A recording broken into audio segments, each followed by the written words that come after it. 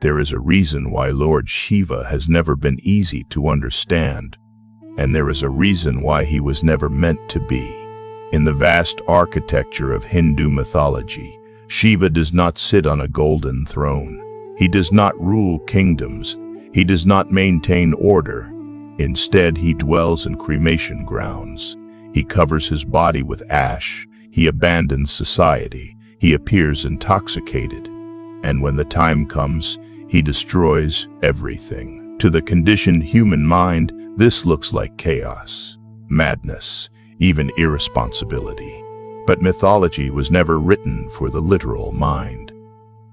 It was written for those who could see beyond form. Shiva is not misunderstood because people lack intelligence. He is misunderstood because truth threatens structure, and Shiva is truth without compromise. The gods represent states of consciousness. In Sanatan Dharma, gods are not merely celestial beings. They are maps of the human inner world. Brahma represents creation, the birth of thought, identity, and form. Vishnu represents preservation, order, morality, balance, continuity. And Shiva represents something far more dangerous, the dissolution of illusion. Shiva is not the destroyer of the world. He is the destroyer of everything false about the world. And falsehood is what civilizations are built upon. Why Shiva lives outside society. Every society survives by rules. Every rule survives by fear. And every fear survives by illusion. Shiva does not live in cities because cities represent collective ego, status, hierarchy, identity, attachment. He chooses the Himalayas' stillness, isolation, silence. He chooses cremation grounds, the place where all identities collapse. Kings and beggars burn the same way. Names, titles, achievements all reduced to ash. This is not morbidity, this is liberation. Shiva reminds humanity of the one truth it avoids most. Nothing you cling to survives. That is why society fears him, the symbol of ash. The end of ego. Shiva smears ash on his body, not as an ornament, but as a declaration. Ash is what remains when everything else is gone. It is the final state of form. By wearing ash, Shiva declares, I am already what you are afraid of becoming.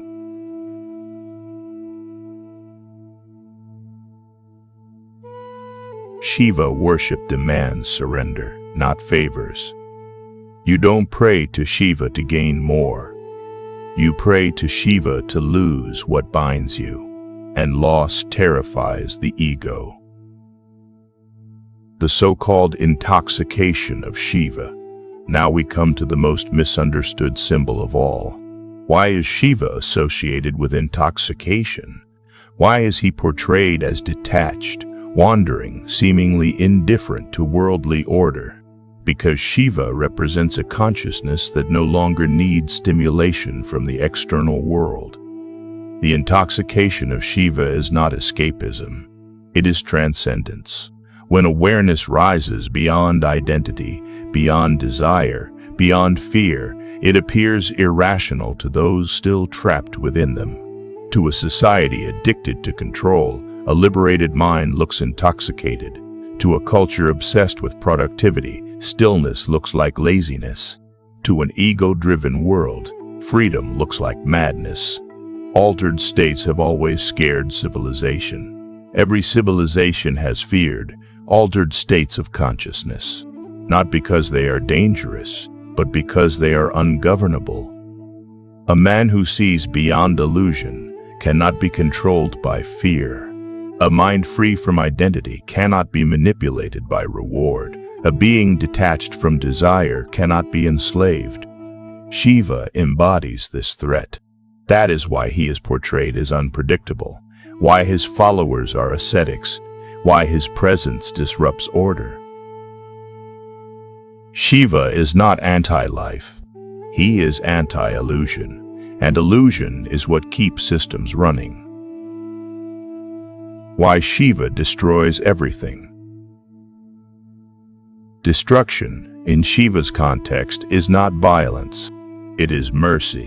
When illusions grow too rigid, when systems become prisons, when identities suffocate evolution, destruction becomes necessary. A forest fire destroys, yes, but it also clears decay and allows new life to emerge.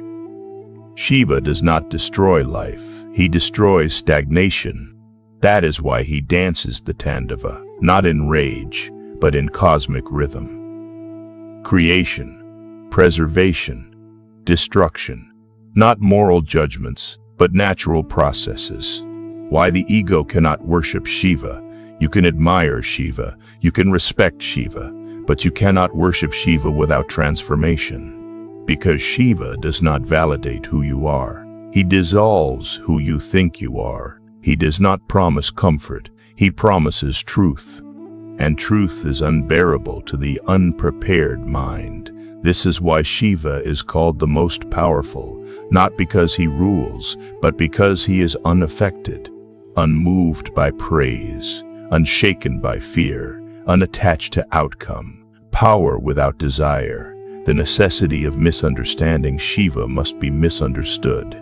If everyone understood him, society would collapse overnight, because a world of awakened beings cannot be ruled through illusion. So mythology hides truth in symbols, stories, contradictions. Only those willing to look deeper see Shiva not as a destroyer, but as the final teacher. If Shiva existed only as a distant god in the Himalayas, his relevance would have ended thousands of years ago. But Shiva was never meant to be found in temples alone. He was meant to be encountered within. Because Shiva is not a personality, he is a process. And that process begins the moment the human mind outgrows its own illusions. The human psyche is a battleground.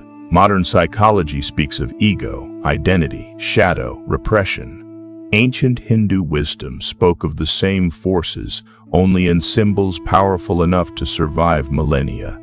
The ego is not evil. It is necessary for survival, but when ego mistakes itself for the self, suffering begins. Shiva enters precisely at this point. He is the force that asks the most dangerous question: who are you? Without your name, your past, and your desires. Most people never want the answer. Shiva and the death that precedes awakening. Every spiritual tradition speaks of death before rebirth. Not the death of the body, but the death of identity.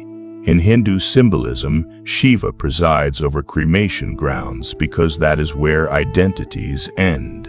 Your profession burns, your reputation burns, your trauma burns, your pride burns. Your pride burns. What remains is awareness. This is not poetry. This is psychological annihilation, and it is terrifying. Which is why most people choose comfort over truth. The shadow and the ascetic Carl Jung called it the shadow, the parts of the psyche we repress to remain acceptable to society. Hindu mythology gave this shadow a form, the ascetic, the one who walks away, the one who rejects norms, the one who does not seek approval. Shiva is not polite. He does not conform. He does not perform goodness. He simply is. And that authenticity threatens a world built on masks.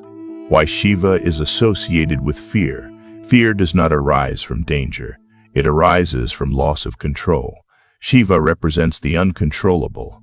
You cannot negotiate with truth. You cannot bargain with impermanence. You cannot escape death.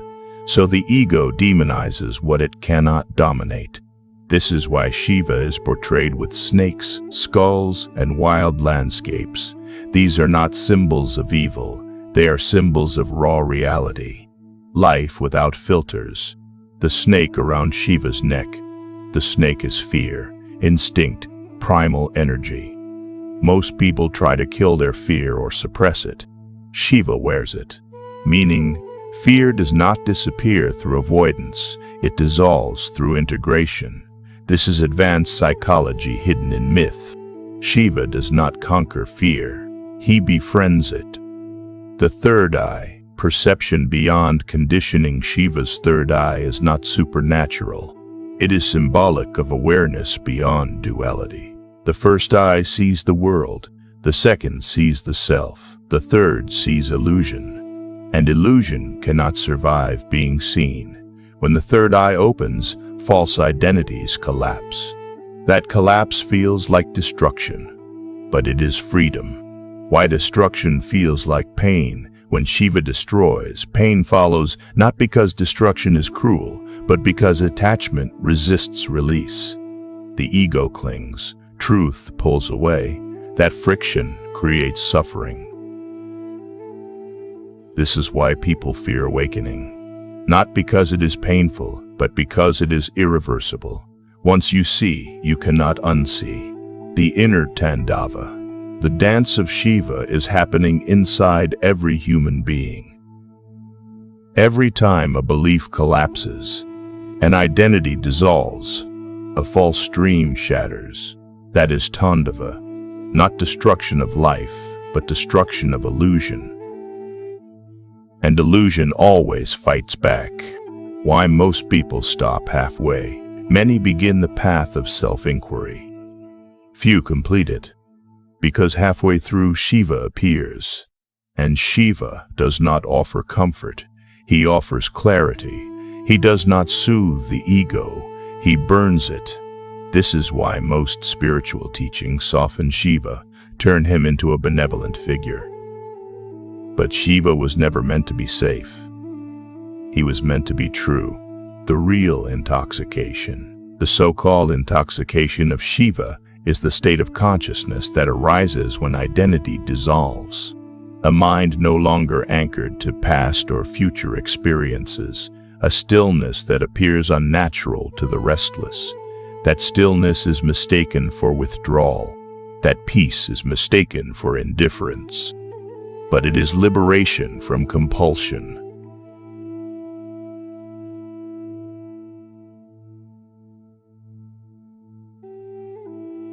The God who cannot be controlled, Shiva, has no kingdom because he cannot be ruled. He has no possessions because nothing owns him. He has no fear because fear requires attachment. This is why he is the most powerful, not because he destroys worlds, but because he is untouched by them. The modern world does not suffer from a lack of knowledge. It suffers from a lack of inner silence. Never before has humanity been so stimulated, yet never so restless. Information floods the mind. Identities multiply. Desires are manufactured faster than they can be fulfilled. In such a world, Shiva is no longer a mythological figure. He is a necessity. Why the modern mind fears stillness? Silence today is uncomfortable. Not because it is empty, but because it reveals what distraction hides. When noise disappears, the unresolved surfaces. Shiva represents this confrontation. He does not distract you from discomfort. He asks you to sit with it. And that sitting, that unwavering presence, is the beginning of mastery. Shiva energy and psychological strength. Modern motivation teaches accumulation, more success, more validation, more confidence. Shiva teaches subtraction, less attachment, less identification, less dependence. Psychological strength is not loud, it is stable. A Shiva-aligned mind does not react instantly, it observes. And observation dissolves compulsion. The destroyer is a strategy for clarity. In a world of endless options, clarity becomes power. Shiva energy destroys unnecessary desires, false ambitions, borrowed identities. This is not renunciation of life, it is refinement of focus. What survives destruction is what matters. The modern cremation ground, you no longer need physical ash. Your cremation ground is loneliness, failure, rejection, uncertainty, moments where the ego loses footing. Most people escape these moments. Shiva asks you to remain, because what collapses there was never real. Discipline without force. Shiva is not chaotic. He is disciplined beyond imagination, but his discipline does not arise from pressure. It arises from clarity. When desire dissolves, discipline becomes natural. A mind not chasing pleasure does not need motivation. This is why ascetics appear effortless. Intelligent detachment. Detachment is not apathy. It is engagement without enslavement. You work, but your identity is not your work. You love, but your existence does not depend on being loved. You lose, but you are not destroyed by loss.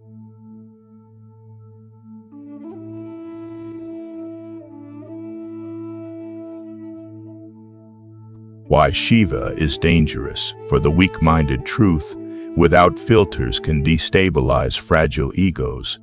This is why Shiva must be approached with maturity.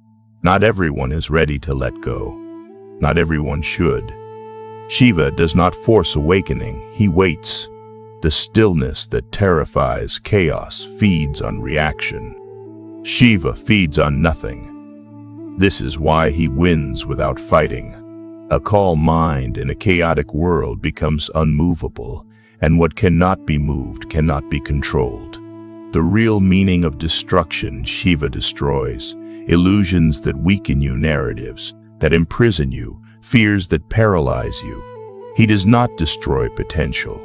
He frees it, becoming Shiva without becoming ascetic. You do not need to abandon society. You need to abandon identification. You can live in the world without being consumed by it.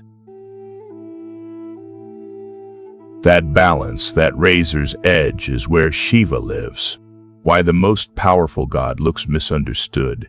Because power without desire looks empty to the ambitious. Because peace without possession looks pointless to the greedy. Because freedom without identity looks terrifying to the ego.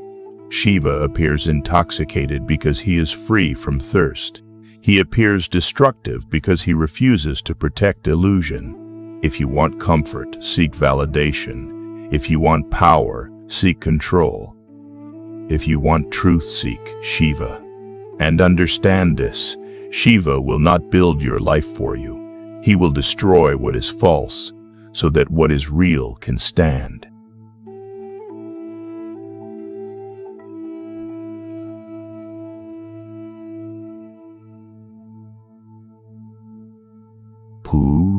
That is why he is worshipped. That is why he is eternal. The God who appears to destroy everything is the only one who leaves you with nothing false.